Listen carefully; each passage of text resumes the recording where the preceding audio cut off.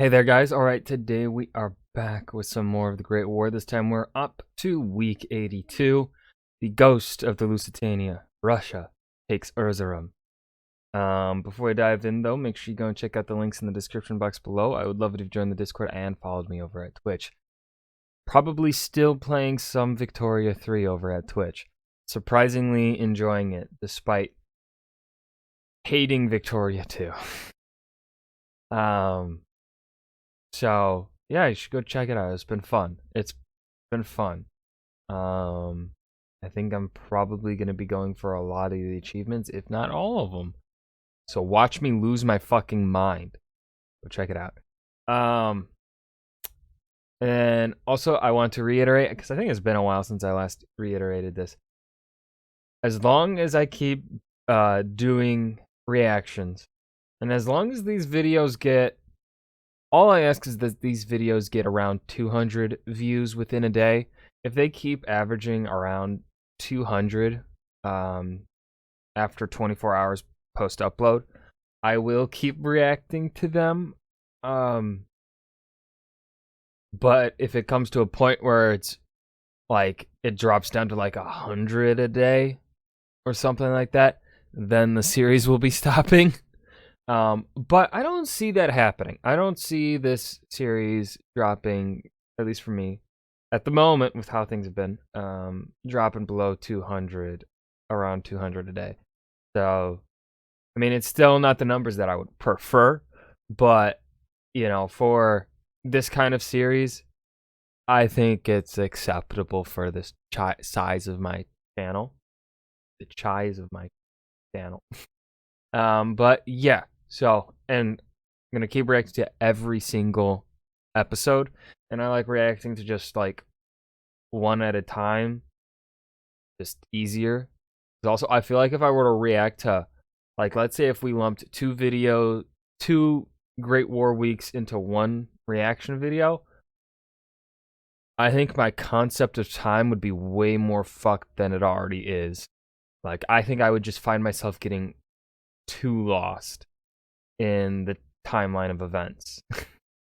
I already get lost quite a bit with the timeline of events. But yeah, so we'll be, I don't know, maybe 10 more weeks or 20 more weeks until I make another similar kind of statement to reiterate. But yeah, all right, let's go ahead and dive right in. Last year, Russia lost city after city to the advancing Austro-German Colossus. More like German Colossus, and then the Austrians were just there. Warsaw, Lemberg, Kovno, thousands and thousands of miles of territory. Well, 1916 turns that around. For this week, Russia takes Erzurum from the Ottoman Empire. Whoa. Depends on how the Russians are going to treat the Turks, though, or the native population there in Erzurum. I'm Indy Nidell. Welcome to the Great... Will the Russians be war criminals?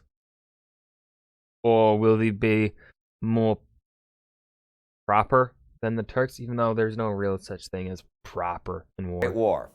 Last week, the Serbian army had finished its evacuation to Corfu as Austrian and Bulgarian forces continued to overrun Albania. Russia was on the move in eastern Anatolia, and on the western front, Germany was still building up for a huge new offensive. That offensive... I want to make another another tangent here that I've really been noticing. I'm fairly certain I've said this before, but maybe not in these precise words. They somehow, like, this series goes from 2014 to 2018, the Great War series that we are watching. I've been watching YouTube since like pre-2010. But I think I started really watching YouTube like as a daily thing in like, I think it pretty much became my TV in like 2011, 2012. But and so I remember YouTube from 2014 to 2018, especially 2014, 2015. Oh. They have made this series like timeless. Like a lot of the things that were uploaded on YouTube, you know, most things that get uploaded kind of die or just like aren't really as rewatchable. Like this goes for TV and movies. There are some movies that maybe you watch once and then never watch again. Or you watch once, you watch it as a child, and you're trying to watch it now, and it's just like, eh. This series, though, the quality that they've put into it makes it feel timeless. Like, I could come back to this in, like, 40 fucking years and rewatch it and feel like the quality is still peak, you know? And for, like, but maybe that's just because the standard of historical documentaries pretty ass, so the bar is not exactly high for them. But yeah, that's just one thing I really appreciate with the series is how just like it really just fits. Was to be launched this week on February 12th at Verdun. I hope that but makes heavy sense. snows and Probably rains doesn't. caused it to be postponed. I'll again go over German Army Chief of Staff Erich von Falkenhayn's general idea. He was going to pound the living daylights out of Verdun with artillery and Sheesh. bleed the French army to death by attrition, figuring that Verdun was such a national symbol that the French would be forced to defend it to the last, sending more and more reinforcements who would in turn be bombed to pieces. Falkenhayn had been obsessed with secrecy and even denied access to the overall plans to his subordinates. So the result was that many in the German high command either did not understand or did not endorse his ideas. But he wanted to prevent any intel leaks and maximize strategic surprise. So he had allowed preparations for other offensives all over the Western Front. So the Allies had guessed that an offensive was coming, but didn't know where. Thing is, as I said, Verdun was supposed to begin the 12th, but by the end of the week, conditions were still too unfavorable for the German artillery to attack. But just those few days allowed the French to realize what was going to happen, and the 4 French divisions that had been defending the whole sector were soon beefed up to 8 divisions and 600 guns. And far Nice. to the southeast, other defenses were being left behind. The Russians were advancing on Erzurum, but the Turks, instead of allowing a siege or mounting a huge defense, had begun evacuating it last week. Fort Karagub Probably retreating from, man, not forcing the Russians into a siege. I think with the location of Erzurum, I think the Turks retreating from it, especially with like the knowledge of what happened with Pripyat? No. That's fucking Kingdom Come Deliverance, Pripyat. The Austrian fort that had like 200,000 Austrian troops sitting in it for like half a year. That fortress. Przemysl.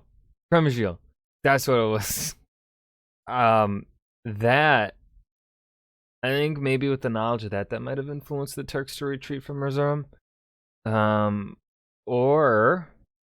Or maybe they are self-aware that they wouldn't be able to like hold the siege, and that it's just better to retreat because they know the quality of their troops and leaders. I doubt it though. Lübeck had fallen, and Forts Tafta and Choban-Dede also soon fell. Now they were on the commanding Deir Boyum Heights. By the 16th, the city itself and the fortress had fallen to the Russians. At first, the other Central Powers thought that the Ottoman army, nearly 200,000 strong, had surrendered, but it was fewer than 15,000, the rest having been evacuated during the preceding week. And even those 15,000 were a rear guard left to delay the Russians to give the rest a chance to escape. Still, some 40,000 Ottoman soldiers were killed in the campaign, and in addition to the prisoners, Russia took 323 big guns. It wasn't just the Russians who were on the move this week. 2 other armies were advancing in Albania. On February 12th, Austro-Hungarian forces occupied the Tirana Heights between Breza and Bazar Siak, northeast of Durazzo, the Albanian capital. On the 14th, Italian forces engaged the Austrians there but were repulsed. At the same time, the Bulgarian army occupied Fieri near Avlona and claimed to have taken possession of the southern third of the country. Toward the end of the week, Austrian and Bulgarian forces in the center of the country made contact. There had also been contact between 2 other countries, but one of them wasn't even at war. This was diplomatic, and I'm going to backtrack for a minute, okay? Last year, on May 7, 1915, the passenger liner Lusitania had been sunk by German torpedoes, causing the deaths of nearly 1,200 people, including over 100 Americans. The United States was neutral, and this had caused a big outcry, but Germany and the U.S. had been negotiating ever since then about the aftermath of the sinking. The U.S. insisted that Germany pay full indemnity for the American lives lost, but also that such payment must be accompanied by a disavowal that acknowledged that the submarine commander committed an illegal act by sinking the ship. Germany objected to this, claiming that German submarine policy at the time, the war zone decree against Great Britain, carried out by subs against merchant vessels, was a just reprisal for the British starvation blockade of Germany. The U.S. felt that when the reprisal came in the form of sinking helpless ships without warning, it was illegal. So there was a deadlock. It had been helped somewhat by Germany changing policy in August to no longer sink unarmed merchant vessels without warning, but the deadlock continued as 1916 rolled on. For Germany, to admit that the sinking was illegal would be to admit that the entire submarine campaign against Great Britain violated international law. But Germany was willing to pay an indemnity for the loss of American lives as an act of grace, not an admission of wrongdoing. The alternative to Germany meeting American demands for a disavowal was the severing of diplomatic ties, and this loomed as January 1916 ended. President Woodrow Wilson said in a speech January 27th, Fuck you, Woodrow Wilson. "I cannot tell you what the international relations of this country will be tomorrow. There is something the American people love better than peace. They love the principles upon which their political life is founded. I would rather surrender territory than ideals." No, you fucking wouldn't, Wilson. No, you fucking wouldn't. No American president would. Like, get the fuck out of here. Don't fuck. You fucking liar. Many thought this was a warning to Germany. Whether or not it was, negotiations improved after that point. Germany proposed submitting the question of disavowal for arbitration. The U.S. rejected that, claiming that the right of Americans to be on board the Lusitania under protection of international law, according to neutrals during wartime, was too firmly established to debate. Germany submitted a new proposal February 4th. Wait a second. Does the USA declare in 1916? But it takes forever for the troops to get there? Like, don't the troops... Like, is it declared 1916 troops get there mid to late 1917? Is that the timeline for American troops? I'm so rusty on it. Which was described as one word short of being the exact form of disavowal insisted upon by the U.S. The whole debate now turned on terminology, a wording that would not offend either party. On February 8th, a memorandum was reportedly agreed upon that contained language broad enough to do just that. So, problem solved, right? Well, problem solved for 2 days. On the 10th, communication was received from the Central Powers that beginning March 1st, subs would sink all armed merchantmen without warning. This week, on the 18th, a resolution came before Congress opposing agreement by the U.S. that the Germans had a right to sink armed merchant ships. The U.S. Senate and House of Representatives were split on this issue, especially in the House, where there was a panic that the U.S. was definitely heading for war with Germany, and where there were strong demands for warning Americans off of any armed merchant ships to prevent further issues with Germany. Wilson was informed that the House was 2-1 in favor of such legislation, claiming that it would prevent American citizens from jeopardizing the peace of the nation. But Wilson objected to any legislative interference in his handling of the issue, and he refused to agree to abridge the rights of American citizens in any such manner, saying this: "No nation has the right, while war is in progress, to alter or disregard the principles which all nations have agreed upon in mitigation of the horrors or sufferings of war. And if the clear rights of American citizens should ever unhappily be abridged by any such action, we should have in honor no choice as to what our own course would be. If, in this instance, we allowed expedience to take the place of principle, the door would inevitably be opened to still further concessions. Once accept a single abatement of right, and the whole fine fabric of international law might crumble under our hands piece by piece." And here is another note to round out the week. On the 13th, there was heavy fighting in Galicia. I mention this because the Russian army was supported by the Belgian Armored Car Division in Tarnopol. These were a few hundred men, technically volunteers, Belgium was neutral, with Morse Minerva and Peugeot armored cars that had gone to fight in the east since they weren't much use in the trenches in the west. And that was the week. Political maneuvers by Germany and the US, Belgians fighting with the Russians, Albania in grave danger, the French realizing what was afoot in the west, and the Russians taking Erzurum, a major coup and a needed one for the Great Bear. There was one more thing, an ominous note. On February 14th, the Romanian government announced that its mobilization was complete and that the defenses in the Carpathians and the banks of the Danube in Dobrogea were being completed. Political figure and advisor to the king Tache Ionescu said the following in an interview with a French journalist. As regards to Romanian policy, we made a great mistake in not intervening when Bulgaria entered the war.